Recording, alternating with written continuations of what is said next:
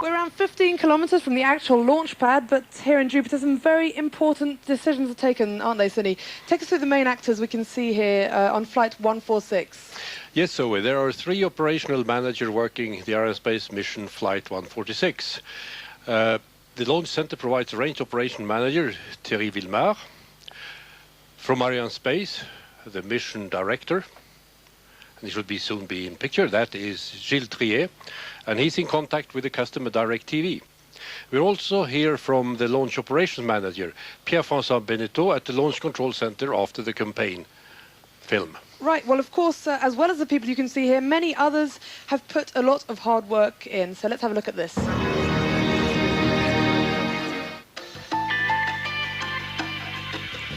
Flight 146 Ariane 4 launch vehicle arrives in French Guiana just 1 month ago. The first stage of the launch vehicle is erected.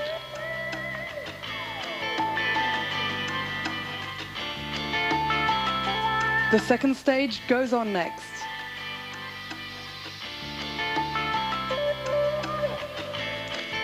Liquid boosters are attached.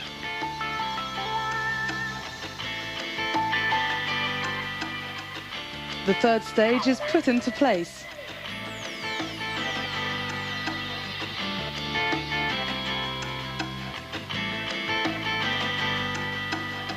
DirecTV 4S is flown into Cayenne and transported to the Space Center. 20 days to go. Satellite preparation, testing, and finally fueling.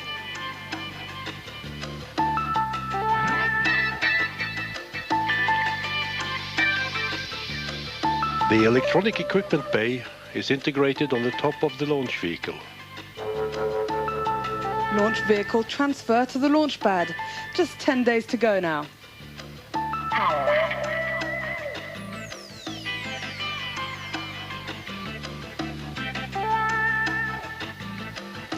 Solid boosters are attached.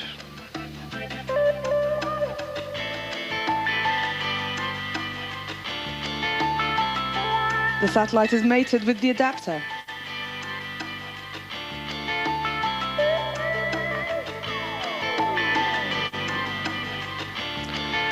DirecTV 4S is encapsulated in the fairing. The logo is attached. Hoisting and assembly onto the launch vehicle, ready for takeoff. Just 5 days to go.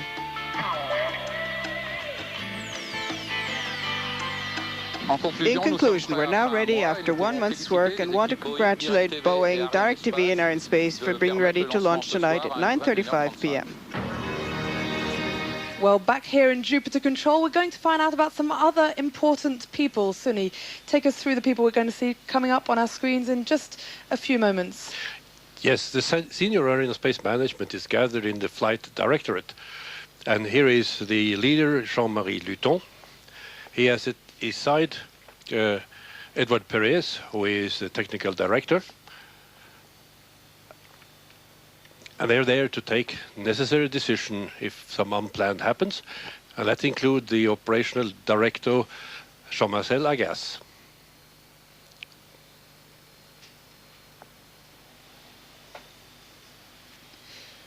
Right, well, now we're going to take a look at some vital statistics of that launcher, which is just poised and ready to go now. So let's take a look at this film about the launcher and the mission. Ariane Flight 146 features the Ariane 44 LP launch vehicle.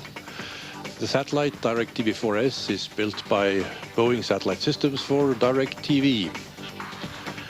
The mass of the satellite, 4,300 kilograms, makes it the heaviest BSS 601 satellite built. It will be positioned at 11 degrees west. And tonight's launch window starts at 21:35 p.m. here in Kourou, 38 minutes long. Well, here's the big star of the night again, Ariane Flight 146, ready and waiting there on that launch pad with DirecTV 4S satellite on board. And the readiness of the satellite is controlled by the customer representatives here in Jupiter. They keep contact with their team at the satellite control station half a mile from here, and also with the network of ground stations that is ready to talk to the satellite after separation from the launch vehicle. And here is the satellite mission director, Phil Goswitch from DirecTV. And he is assisted by Ron Ducat from Boeing Satellite Systems, who is the project manager for this program. Right, well, now let's just have a catch-up on the latest news right here at Ariane Space. Ariane is ready to serve Africa. Ariane Space and Starsem shared a stand at the International Telecommunications Fair Telecom Africa in Johannesburg, South Africa in mid-November.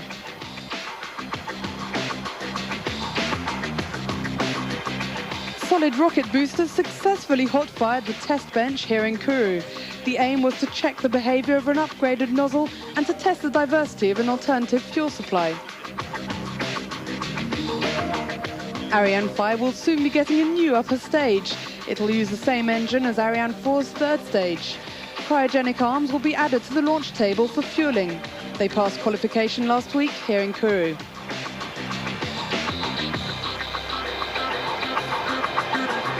On the 10th of November, Ariane Space began simulating tests of upper stage engine ignition on Ariane 5 under high-altitude conditions. As from December, the flight engines will undergo the necessary modifications.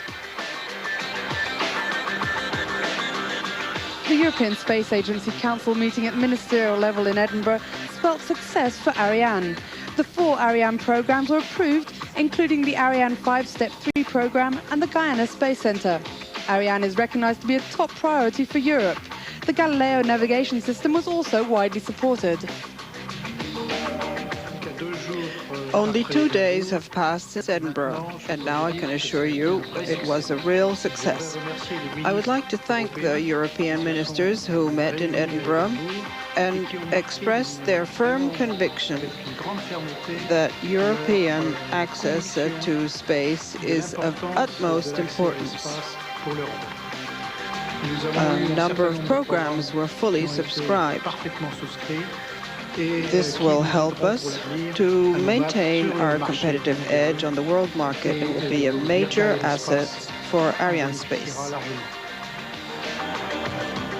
Well, now, as you can see, the launcher is on the pad, and all the status panels there on the left are a lovely shade of green, which means no technical problems at the moment. Sunny, will you take us through those panels we can see displayed? Yes, I'll start with the weather, the meteo, which we can't control ourselves. And the last report was that it's good through the launch window. That's good news. We have, of course, the readiness of the satellite, the readiness of the launch vehicle and its facility, and the base with all its various functions, such as telemetry, radar, etc. Okay, well, the weather, as you said, a very important factor. Now let's just watch this short film about a new weather station.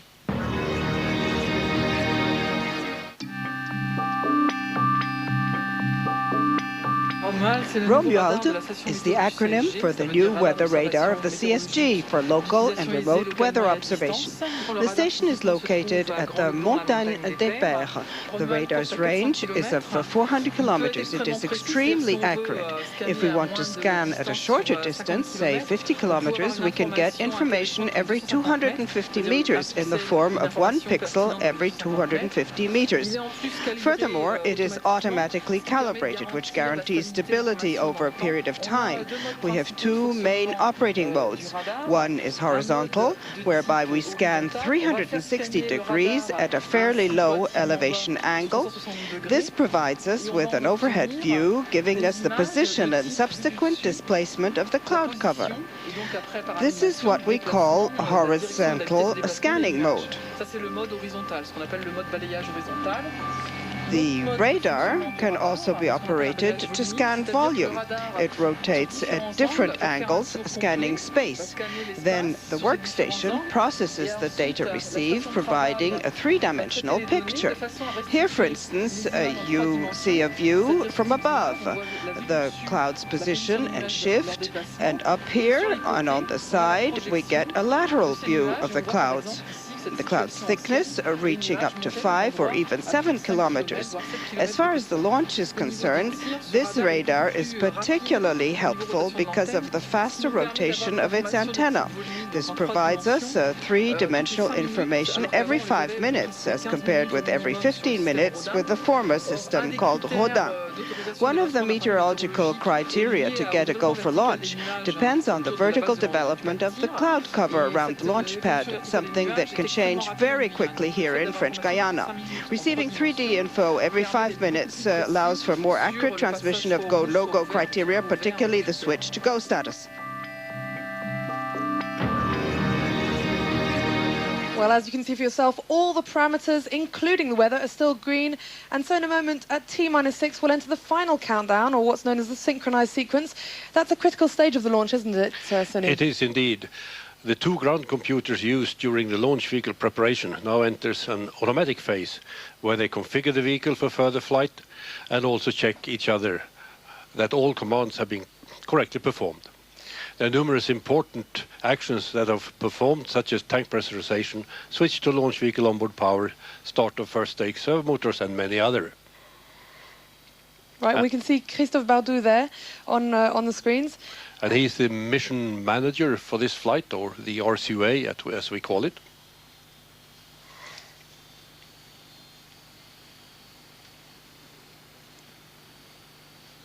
Right. And it's T-6 now. Does that mean we now entered the... Yes, we are indeed in the synchronized sequence. Right. But as we said, the satellite is, of course, a DirecTV payload. Let's find out a bit more from Phil Goswitz. Welcome, everybody, to the exciting DirecTV 4S launch.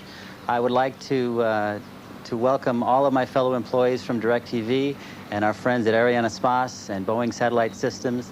My name is Phil Goswitz. I'm the Director of Space and Communication Systems at DirecTV. And most importantly, I would like to welcome all of our DirecTV customers, because tonight is for you. Tonight is the night that we launch a satellite that is going to bring you all of your local channels. And it was in this place in 1994 that the first DirecTV satellite was launched aboard an Ariane 4 rocket.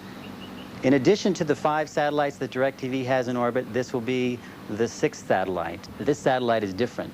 It uses very tight spot beams to put a beam of energy of programming down just on that market, and then it uses these spot beams to reuse those frequencies.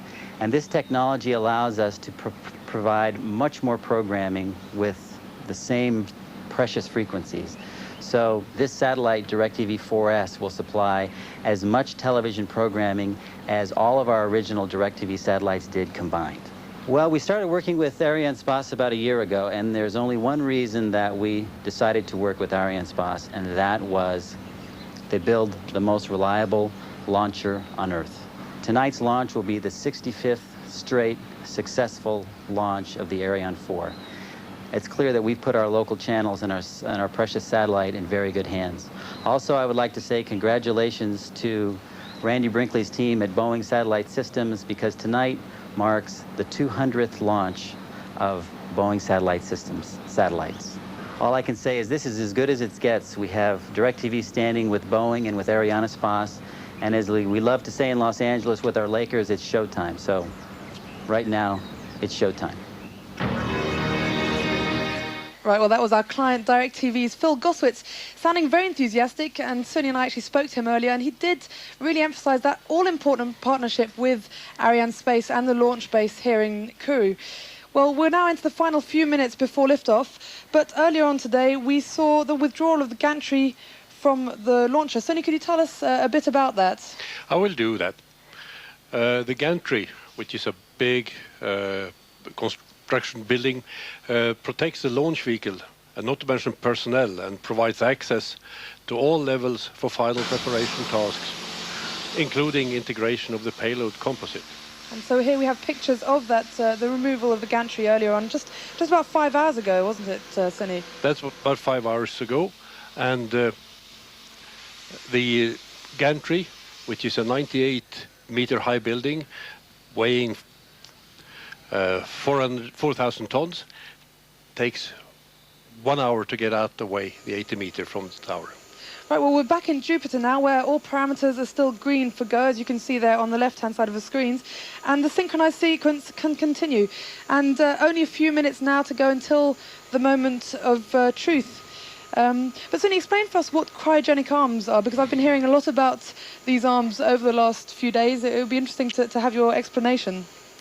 So the cryogenic arms are the fueling arms for the third stage. And we will see them here in the picture. They're going to the middle of the third stage. And the one to the near us is giving the oxygen, and the one on the right-hand side here is the hydrogen. And they are right now, the tanks are filled, and we're in the topping up. We'll see the composite picture just 5 seconds before launch. Right, well, very exciting scenes there, and obviously that's just over a minute to go now, and tension really now mounting in Jupiter, as we can see. But Sunny, tell us, what are the final events taking place now just before liftoff? There is such things as 1 minute before the power goes over to internal. The inertia platform is going to be released.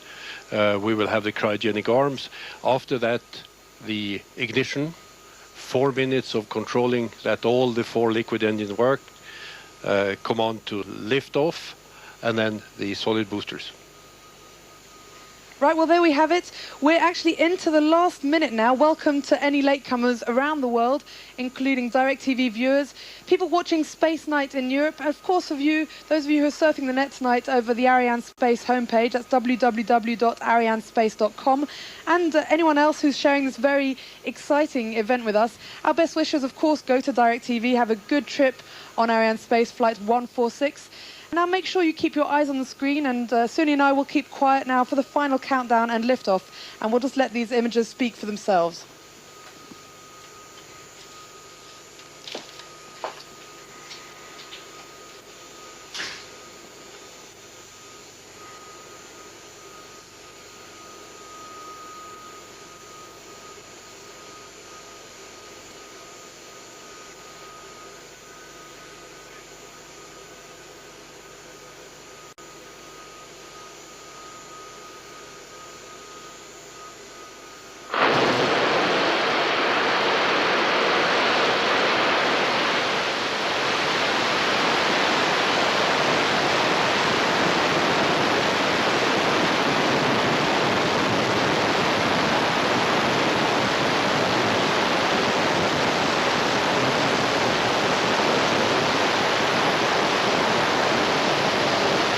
There we have liftoff. Ariane 4 is roaring out into the night, and all parameters are all right. We're getting from the first telemetry information.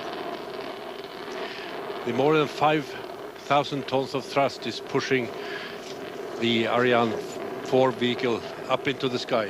Hello, Zoe, where have you been?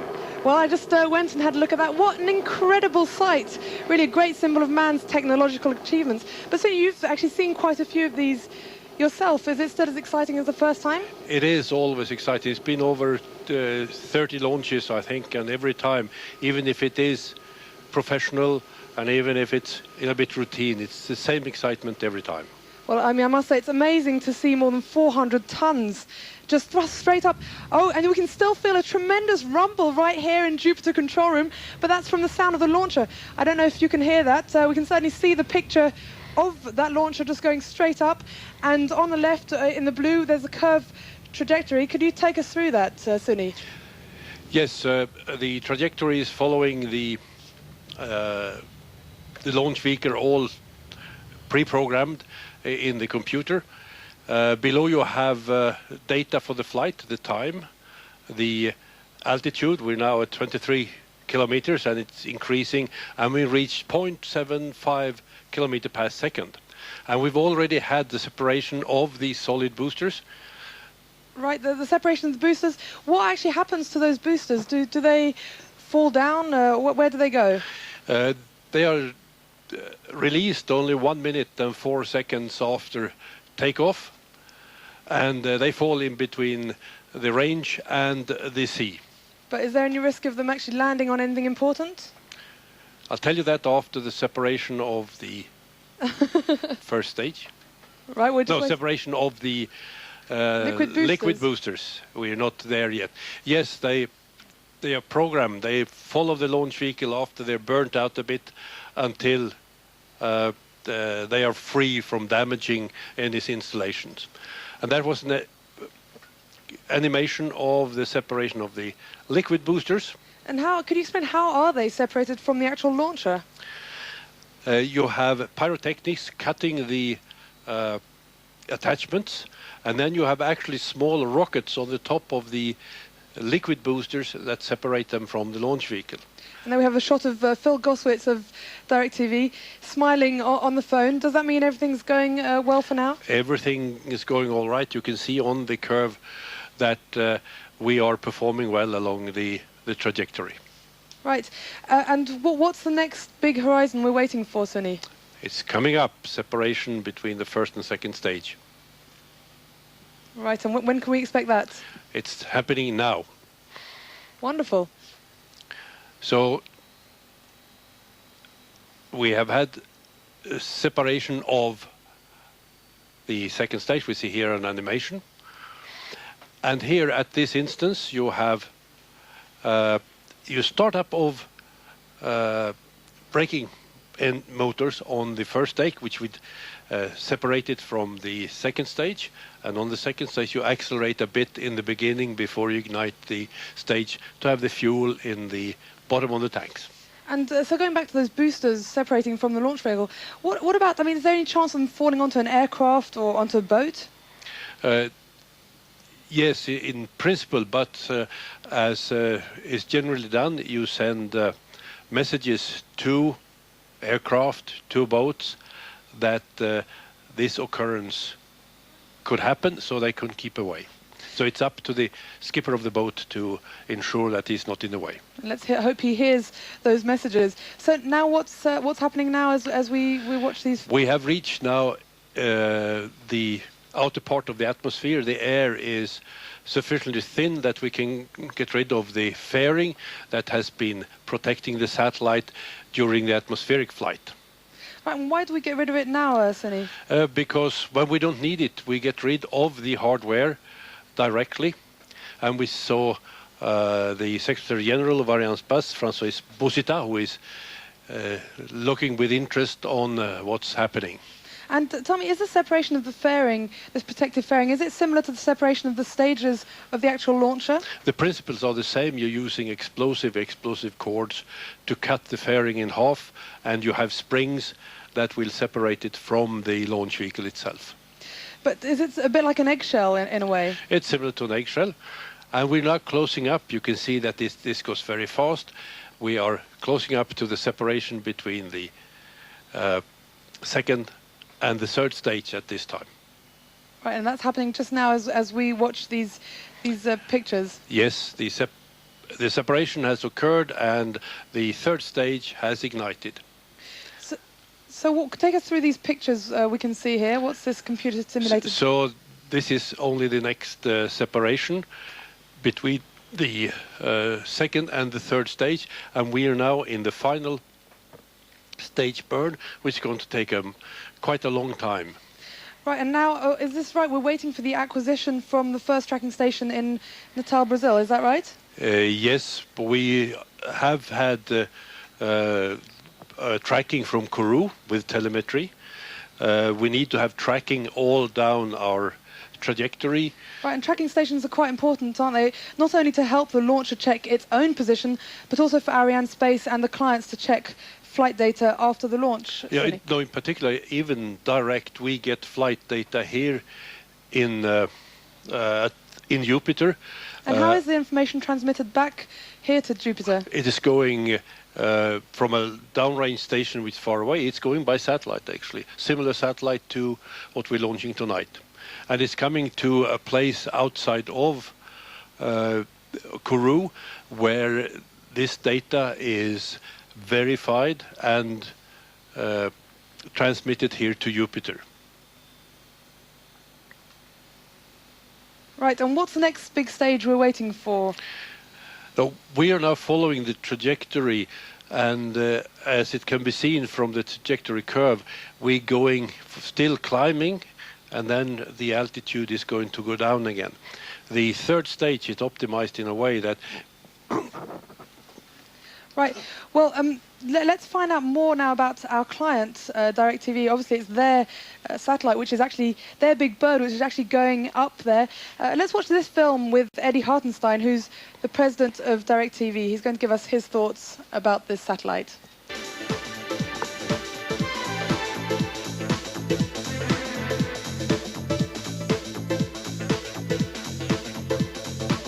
Since the first DirecTV spacecraft was launched in December 1993 by an Ariane 4, DirecTV has continuously improved the quality of its services. Today, with the launch of DirecTV 4S, DirecTV will be able to provide digital direct broadcasting to subscribers over the entire territory of the United States. The thing that excites people and consumers all over the country the most about DirecTV is just having choice and selection, and the 200 channels that we have just offers a little bit of something for everyone in the household.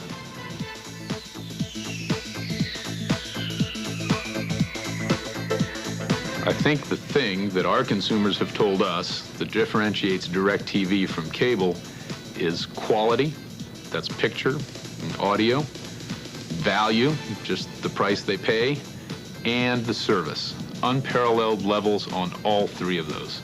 That's what makes the difference between DirecTV and any other form of video distribution.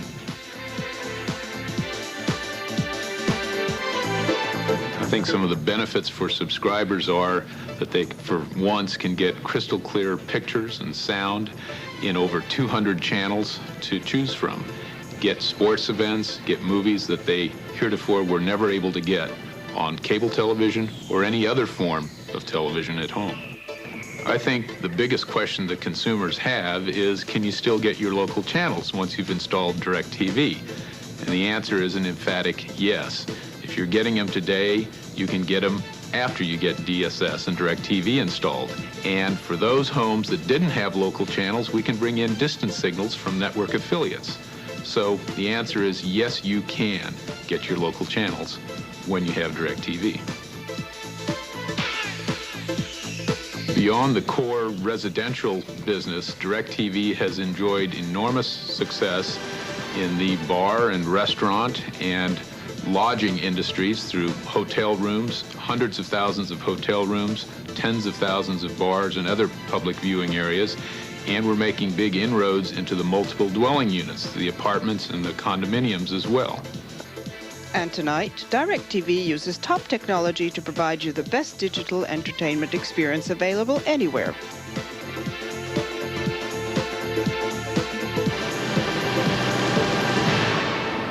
Well, let me take this opportunity to say a special hello to those of you I know will be watching this launch from the Castle Rock, Colorado Broadcast Center, the Los Angeles Broadcast Center, and of course the Boise Customer Service Center in Idaho, where apparently most DirecTV employees are actually based. Of course, a big hello also to all of DirecTV's customers watching this launch all over the United States, and that's including in Alaska and Hawaii. And remember that this launch means that all your favorite channels are now on their way to you. Yes, and we just had the director of the range, Pierre Mosvin, in picture, and he's been he is responsible. One of the main responsibilities is the safety and security of the base and the activity going on. Right, well, now tell me a bit more about DirecTV and Boeing Satellite Systems and how they've managed to make this all happen. Yeah, sometimes I wonder, actually, as you saw from the earlier picture, this is all due to the DirecTV, BSS, and Ariane Space work and the base working very well together, and including working the Thanksgiving weekend here in Kourou. That's very brave. Of the DirecTV team, yes. They've also been working 3 shifts to be able to fuel and get this launch ready in the shortest launch campaign ever here in Kourou. The satellite's only 9 days. Well, tell us, how is the satellite actually going to change things for viewers, for the DirecTV customers? Before that, everything is nominal in the third stage flight, and I think that's important to say. Absolutely, yeah. It looks like it's really the launcher is just following that curve as if it was on rails, really. Maybe it is. So going back to this, how is this satellite going to change things for the viewers themselves? This is a new era in direct television. DirecTV was a pioneer. We started here with the first launch in '93, and has then transmitted pictures over the whole of the United States with a number of transponders.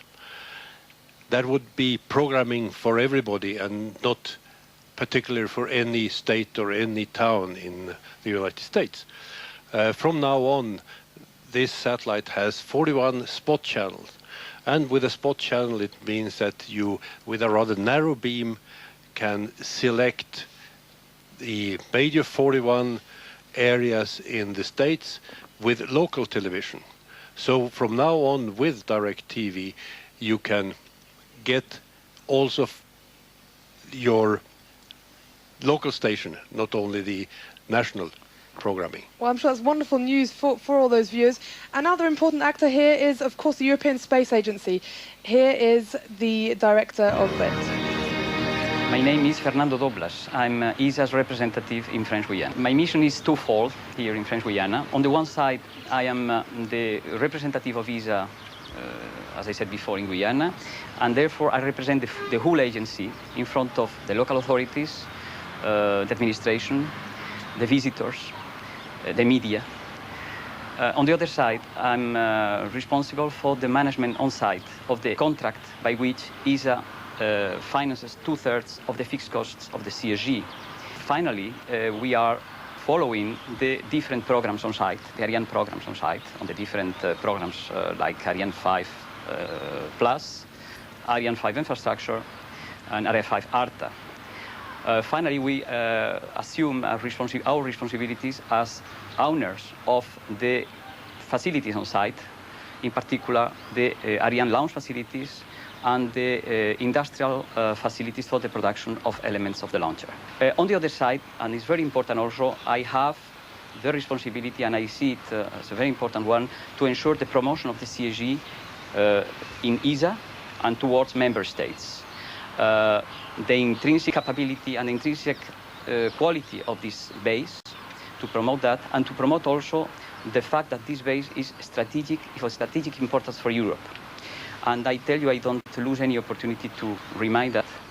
And in this respect, I'm very proud to realize that member states, ministers of European member states, have decided only 1 week ago to continue financing the CSG for the next 5 years. This shows that the commitment of member states, of European member states, of ESA towards the base is very important, is continuous. To conclude, I have just arrived some months ago here, and I tell you that I have been very impressed by the quality of the launch base, but the quality of the work that is being done by CNES CSG, CNES SDS, Ariane Space, and the industrialists present there. And I am really very proud to, at the level of my responsibilities, also cooperate with that success. I think it's an outstanding example of European cooperation, even my full contribution and my support to that enterprise. Well, we're back here in Jupiter, and we've just heard that everything is going all according to plan. So now, in the meantime, let's talk a bit more about Boeing Satellite Systems. They actually built this magnificent satellite 4S for DirecTV, and as we heard from Phil Goswitz, this is BSS's 200th satellite built. But Sony, tell us a bit more about the satellite itself and the people particularly who built it. Yeah, first of all, Boeing Satellite Systems is the foremost manufacturer of satellites in the world. They have now a range of 4 different types of satellites, ranging from 1,500 kilograms up to 5 tons. And DirecTV 4S is in the upper part of it.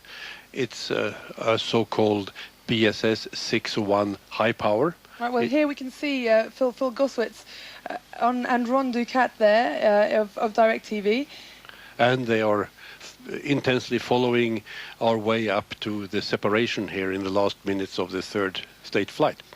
Coming back to BSS and the DirecTV 4S, it has new antenna systems for the spot beams.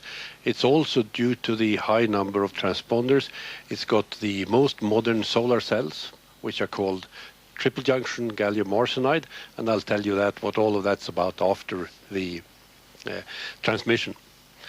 Right, thanks, Tony. I'm looking forward to that. Tell me, where is this big bird going to fly to as a final destination? Yes, and here we have, I hope Phil is not wondering where it's going. I'd rather see that it's going well. The satellite is going to first be placed in a transfer orbit and then be placed after you circularize the orbit at 101 degrees west. And here, as we speak, another computer simulation. We have acquisition by the last tracking station in Libreville, Gabon, in Africa, as you can see from those images. Yes, and we are closing in already on the African coast. Right, but going back to the story of the campaign, it's been the shortest campaign ever in Kourou, hasn't it? It has. It's been, but it's been also 3 shift and 7 days work a week for the satellite. And we've arrived at a crucial moment here, or crucial and important moment rather. We have very soon extinction of the 3rd stage. Right, and there we can see Phil Goswitz making a phone call, presumably to tell people back at base that everything is going to plan. Yes, and there we have extension of the 3rd stage, and now the 3rd stage, together with the satellite, are in what's called ballistic flight. There is no propulsion any longer. Right, is this something we've talked about called space ballet? Is this the stage we're in now? I think you could say that the space ballet is starting. It sounds very funny for something that weighs about 4 tons, but it's actually all about a series of very delicate movements, isn't it? And graceful movements. For the satellite to be stable in its orbit, first, with the help of the 3rd stage, spinning it up to a fairly low rotational rate. The 3rd stage is also putting the satellite in its right attitude with respect to the trajectory. And in a few moments now, we're going to see the satellite actually separate from the launch vehicle. But tell us, before that happens, how does it do that, Sunny? The separation will be done in very similar way to the others. There is a steel band holding the satellite to the launch vehicle. This is cut. We can see Phil Goswitz there waving at the camera, and obviously the limelight is on him, because in just a few moments now we're going to have his very own big bird separating from the launch vehicle and making its way into geostationary transfer orbit. Yes, we've already done the injection in the geostationary orbit, geostationary transfer orbit, and the satellite and the 3rd stage will follow each other, slowly separating over the next orbits. And we're closing up on the separation. Right, in just a few moments now. Yeah. Very, very crucial time. Let's just watch and see what happens. And you can see that we've passed the 9.6 kilometer per second, which was required. And the spin-up has started. And the separation is done. And there we have it, separation of DirecTV's 4S orbit clapping. And you can see happy faces everywhere. And another huge success for Ariane Space and DirecTV. Well, as you can see, scenes of satisfaction here at the Jupiter control room. There's Phil Goswitz looking very happy. He was very confident all the way we spoke to him, and he was just very, very, very happy about the whole thing. He said it had worked out very well. And I'm sure similar scenes of jubilation, really, in Los Angeles, in El Segundo, Colorado, and Boise. I'm sure, look at them, they all look so happy, don't they? Yes, it's whenever you're working a program like this, it's been 2 years since I started with the satellite, and here it all comes together with a launch vehicle that's been also built under the same time span. Look, scenes of people hugging, Yeah. and Phil is actually wearing an Ariane Space t-shirt, probably a sign of just how happy he is with Ariane. I mean, he was absolutely delighted when we spoke to him, Yeah. and look, I'm sure he's getting congratulations from his people back home. Yeah, it would be interesting to hear what's they're going on. I wonder, usually you get acquisition, which is radio contact with the satellite already at this stage. And look, and Phil there smiling away. And that's Ron Ducat, we can see. yes, and the Ariane RCA Jean-Marie Luton there. as well. So it's all a happy family just before the speeches will come up soon. That's right. And also in just a few moments, I should remind you, we'll have another chance to see those magnificent scenes of liftoff that happened just 25 minutes ago. We'll see those in just a moment. But first, scenes here in Jupiter.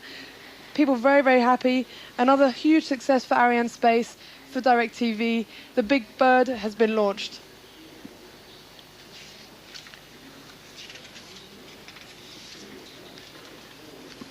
And the satellite, in the meantime, is following the trajectory up. It's somewhere over Africa. It's at 6,000 kilometers altitude and moving further away in its trajectory. And those shots of Phil really looking quite delighted. But let me remind you, Sunny, of something Phil actually said, speaking about French Guiana. It was the first time he came here. He said what a wonderful place it was because it has rockets, satellites, and, of course, beaches. Well, I'm sure he'll be back here soon again to have a taste of all those three very important ingredients that make French Guiana such a special place. Yeah, I think also we should say congratulations to the BSS people now taking over for the transfer orbit to do all the work. Well, that's right, the baby's all yours now. And a happy work between now and almost till Christmas.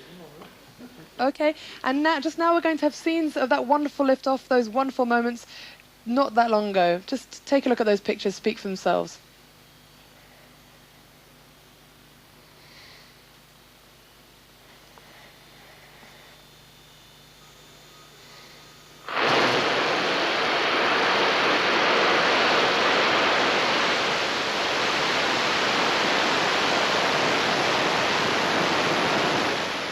Well, that was just incredible. And in a few moments now, we're going to hear some speeches from the top team, obviously. But really, in the meantime, Sunny, tell me just one question I've been wondering about is the lifespan of the satellites. What happens now? This lifespan, it has something called a CIPS engine, which means that they will have a lifetime which is somewhere between 15 and 20 years. Right, and what happens after that? Well, after that it will be retired like me at that time, I suppose. Sunny, you'll never retire. And retiring means that they are putting the satellite in a higher orbit with their last drops of fuel. But while we're waiting a bit on now, there is... a very happy-looking man there. Yep. That's John LeMay there. Yeah, he's greetings from him all the way back to... Chers amis, Dear friends, I'm very happy to be here with you to witness this third launch for Ariane, by Ariane for DirecTV. I know that this spacecraft is very important for your business, and we are happy and proud to be able to contribute by this launch towards your success. I'd like to join to these congratulations the Boeing teams who prepared the spacecraft, as it is the 200th satellite built by Boeing. Congratulations, and how proud we are to be associated with this record. Too, as far as the satellite campaign is concerned. DirecTV was launched only 2.5 weeks after its arrival in Guyana. So with the satellite teams, I would like to thank the Ariane teams who are present here in Kourou, whether they're Ariane Space, CNES teams, or teams from the Ariane industrial community. I know that you spared no effort to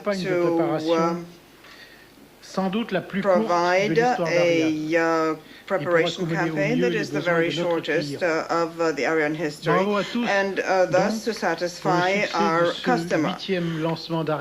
Congratulations to you all for the 8th successful Ariane launch this year.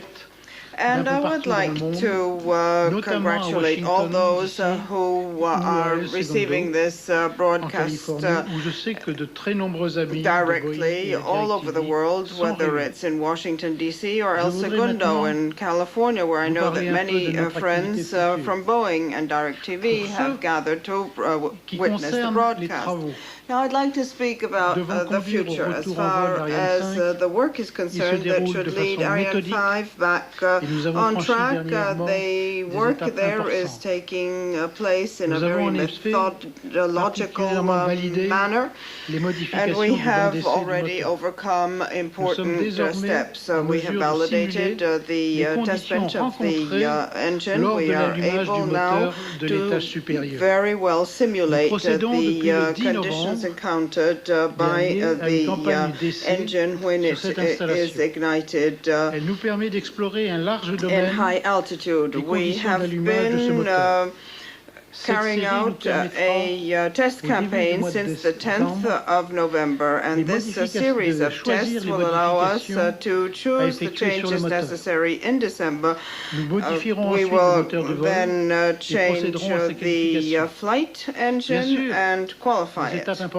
Obviously, important steps still are necessary, but with the results already achieved, we foresee the launch of our passenger NVSAT by Ariane 5 in the first weeks of 2002.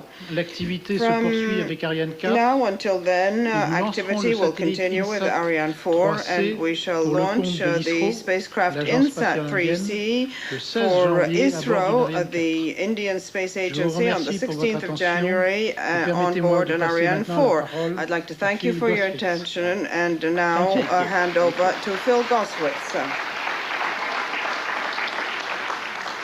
Oui, bonsoir, mesdames et messieurs, and that's all the French I know. Well, I feel like we've given birth here today, and it was very exciting. I want to start by congratulating Jean-Marie Leton and his team here at Arianespace on their 65th straight successful Ariane 4 launch. That's a magnificent record. I would like to congratulate Boeing Satellite Systems on their 200th satellite launch. And I would like to congratulate everybody at DirecTV, because today the Spot Local Interlocal service that we've been working on for over 2 years is officially started to transition to come into being. And I would like to congratulate all of the DirecTV customers, because they're about to start to get all of their local channels, which is very important. In 1993, DirecTV started in this building with the launch of DirecTV 1 on an Ariane 4 rocket, and tonight it steps one step forward in providing the best entertainment experience available anywhere with the launch of this latest satellite on Ariane 4 again. So thank you very much, and thank you to Ariane. This is a magnificent day. Thank you.